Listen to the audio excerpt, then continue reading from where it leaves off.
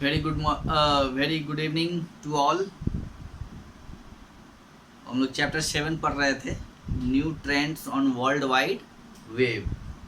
इसमें बहुत सारे टॉपिक्स को हम लोगों ने अभी तक जान लिया है, like e commerce, m commerce and net banking, digital marketing, है ना, cloud computing, SaaS, artificial intelligence and robotics, big data and data analytics, है ना। और कल हम लोगों ने और लास्ट टॉपिक जो था वो ऑनलाइन लर्निंग पढ़ा था, है ना, कि ऑनलाइन लर्निंग क्या होता है। अभी अब वो जानने की ज़रूरत ही नहीं है, क्योंकि हम लोग अभी ऑनलाइन लर्निंग ही ले रहे हैं, है ना। इसमें ज़्यादा समझने का बात नहीं है कि ऑनलाइन लर्निंग जो होता है वो दो तरह का होता है। एक होता है प्री रिकॉर्डेड और एक होता है ऑनलाइन इंस्ट्रक्टर बेस्ड, है ना। तो हम लोग जो अभी लर्न कर रहे हैं वो ऑनलाइन ही है ना। तो पहले क्या होता था कि जैसे कोई बड़े बड़े इंस्टीट्यूट्स हैं, अगर आपको कोई हायर स्टडीज़ के लिए कहीं जाने में आप सक्षम नहीं है ना, तो आप घर बैठे भी ऑनलाइन क्लास लेते थे बड़े बड़े इंस्टीट्यूट से, है ना, अच्छे अच्छे टीचरों से। तो उसके लिए आपको एक रजिस्ट्रेशन कराना होता था, है ना। तो उसमें दो तरह की ऑनलाइन क्लासेज होती है, pre recorded and online instructor based. तो कल मैंने बताया ही था कि ऑनलाइन जो प्री रिकॉर्डेड वीडियोज होते हैं उसमें क्या होता है कि वीडियो जो है पहले से बनाया हुआ रहता है, डाला हुआ रहता है ना। और इंस्ट्रक्टर के द्वारा ऑनलाइन जो है वो वीडियो कंडक्ट पहले से ही होता है ऑनलाइन क्लास, जिसमें क्या होता है कि लर्नर जो है उसको किसी भी टाइम देख सकते हैं अपनी समय की सुविधा के अनुसार। जबकि ऑनलाइन इंस्ट्रक्टर बेस्ड जो होता है उसका कोर्स का शेड्यूल टाइमिंग होता है ना। आप उसके टाइम पे ही आपको रहना पड़ेगा, उसी टाइम पे आपको क्लास करना पड़ेगा जो टाइमिंग है। तो दोनों में ये एक डिफरेंस है। प्री रिकॉर्डेड में आप जब चाहे आप अपनी सुविधा के अनुसार, अपने समय के अनुसार आप उस वीडियो को, उस क्लास को देख सकते हैं, है ना। जबकि ऑनलाइन इंस्ट्रक्टर बेस्ड जो होता है उसमें आप को अपने समय से उस समय से रहना पड़ेगा, क्लास में अटेंड करना पड़ेगा। अब देखिए प्री रिकॉर्डेड में एक डिमेरिट ये है कि अगर आप क्लास ले रहे हैं तो उसमें क्या होता है कि आपको अगर कोई क्वेश्चंस क्वेरी करने हैं, कुछ जानने हैं, तो ये आप नहीं कर सकते हैं, है ना। आप उसमें कोई इंटरेक्ट टीचर्स के साथ, लेक्चरर के साथ आप नहीं कर सकते हैं, इंस्ट्रक्टर के साथ कोई किसी भी तरह का इंटरेक्शन नहीं होगा। और ऑनलाइन इंस्ट्रक्टर बेस्ड जो होता है इसमें ये आपको चीज़ें मिलेंगी। आप चाहे तो सेम टाइम में आप इंस्ट्रक्टर के साथ, है ना, कोई भी क्वेश्चंस एराइज कर सकते हैं, है ना, कोई भी इंटरेक्शन कर सकते हैं। तो ये हम लोग ऑनलाइन लर्निंग के बारे में हम लोगों ने पढ़ा था। अब है next and last topic, internet of things. अब हम लोग जानेंगे इंटरनेट ऑफ थिंग्स के बारे में, है ना। इसी टॉपिक के साथ ये चैप्टर आज जो है आपका एंड हो जाएगा, ठीक है। तो हम लोग देखते हैं। You have seen computers and mobile device connected with each other over networks and internet, है ना। You have seen computers and mobile devices connected with each other over networks and internet। कि आप लोगों ने कंप्यूटर को या फिर mobile को देखते हुए कि वो एक डिवाइस से दूसरे डिवाइस में कनेक्ट हो जाते हैं इंटरनेट के द्वारा या फिर नेटवर्क के द्वारा, है ना। जैसे आपका मोबाइल है वो कंप्यूटर से भी कनेक्ट हो जाएगा, है ना, ब्लूटूथ के द्वारा हो जाता है। बहुत सारे इंटरनेट कनेक्शंस होते हैं उसके द्वारा हो जाते हैं, या नेटवर्क्स है उसके थ्रू, ठीक है। Imagine a world in which all the devices that are embedded with a computer chip are connected with each other, है ना। कि कल्पना करिए कि दुनिया में जितने भी डिवाइसेज हैं, है ना, that are embedded with a computer chip, जिसमें कि कंप्यूटर चिप एम्बेडेड है, लगाया हुआ है, are connected with each other, है ना, वो सारे एक दूसरे से कनेक्ट हो जाएंगे. In future, your car may locate the nearest gas station when it needs refueling, or your television will automatically subscribe to the channels you like to watch, or your refrigerator will put up online order when milk would run out of the stock. है ना. कह रहा है कि in future यानी भविष्य में, है ना, योर कार में locate the nearest gas station, है ना, आपका कार जो है वो खुद बता देगा कि नियरेस्ट गैस यानी जो है नियरेस्ट गैस स्टेशन यानी पेट्रोल पंप जहाँ पे तेल भराया जाता है. अब बहुत सारे गाड़ी जो है व्हीकल्स जो हैं वो अब गैस पे ही चलते हैं बड़े बड़े शहरों में, क्योंकि फ्यूल जो है पेट्रोल और डीजल जो है वो ज़्यादा पॉल्यूटेड करते हैं, है ना. तो आपके गाड़ी का अगर गैस खत्म हो रहा है तो वो आपको पहले ही लोकेट कर देगा, बता देगा कि अगला गैस स्टेशन कहाँ है ना. ये second, when it needs refuelling, है ना, यानी जब उसको रिफ्यूलिंग की जरूरत होगी तो वो पहले ही आपको इंडिकेट कर देगा. और your television will automatically subscribe to the channel you like to watch, और आपका टेलीविजन, है ना, वो ऑटोमेटिकली सब्सक्राइब कर देगा उन चैनलों को जिसको आप देखना चाहते हैं, है ना. ओके. और next, your refrigerator will put up online order when milk would run out of your stock, और आपका रेफ्रिजरेटर जो है वो ऑटोमेटिकली ऑर्डर कर देगा जब आपके रेफ्रिजरेटर से दूध आउट ऑफ स्टॉक होगा, खत्म होगा, तो वो आपके जो वो खुद ब खुद जो है ऑनलाइन ऑर्डर कर देगा. ठीक है.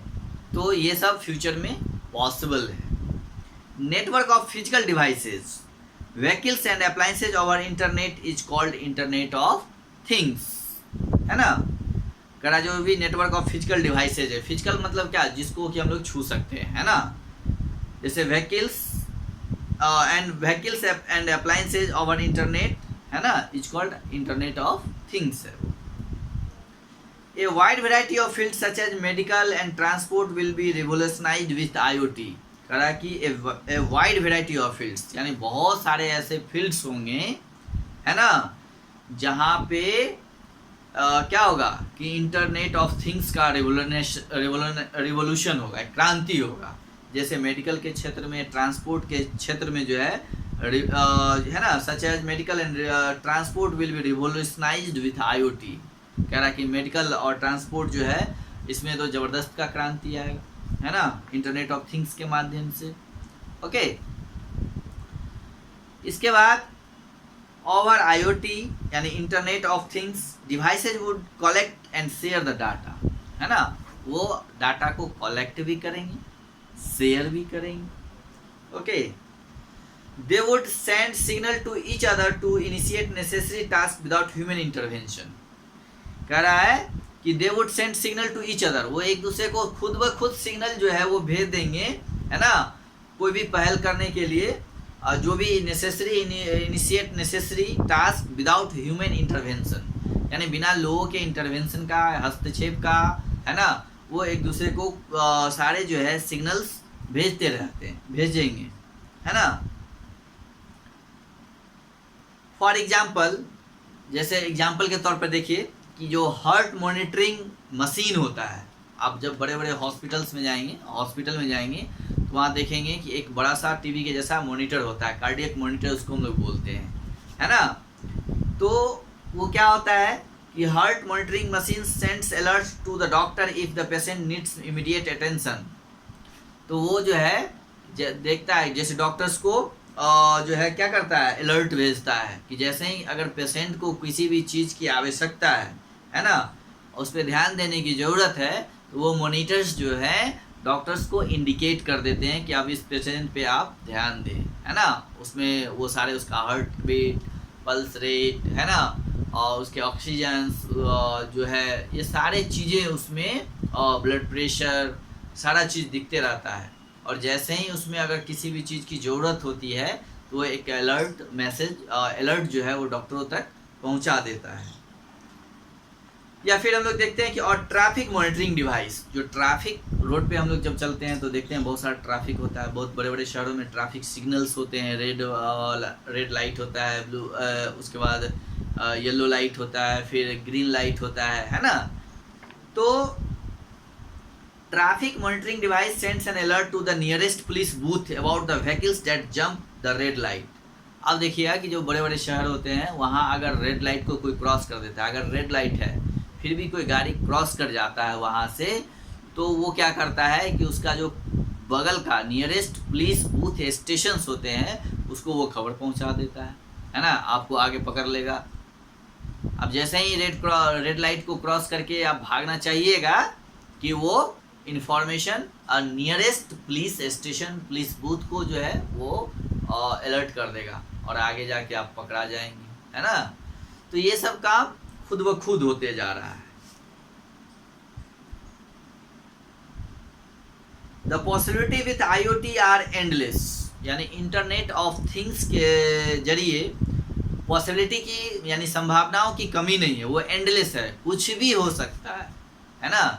अब इंटरनेट के माध्यम से, इंटरनेट ऑफ थिंग्स के माध्यम से, IoT के माध्यम से कुछ भी कहना असंभव कहना सही नहीं है। हर चीज़ की संभावनाएं हैं, वो एंडलेस है। पॉसिबिलिटी जो है the possibility with IoT are endless, हर चीज़ संभव हो सकता है आने वाले समय में। करा let us see what futures hold, है ना। अब हम लोग देखते हैं भविष्य में क्या क्या चीज़ होल्ड करता है, देखते हैं, है ना। तो ये इंटरनेट ऑफ थिंग्स जो है ये बहुत ही ज़बरदस्त, सारी दुनिया अब इसी पे टिकी हुई है, हर काम और कुछ दिन में जो है वो इंटरनेट के माध्यम से ही होंगे, है ना। और हर चीज़ का नोटिफिकेशन, आपको मैसेज वो इंटरनेट ऑफ थिंग्स के माध्यम से मिल जाएगा, है ना, जिसमें ह्यूमन का इंटरवेंशन बहुत ही कम होगा। तो इस चैप्टर में आज यही लास्ट टॉपिक था और ये चैप्टर अब एंड हो गया है। इस चैप्टर को आप लोग खुद से एक बार पढ़िए, the new trend on world wide web, इसको खुद से एक बार रिवाइज कर जाइए।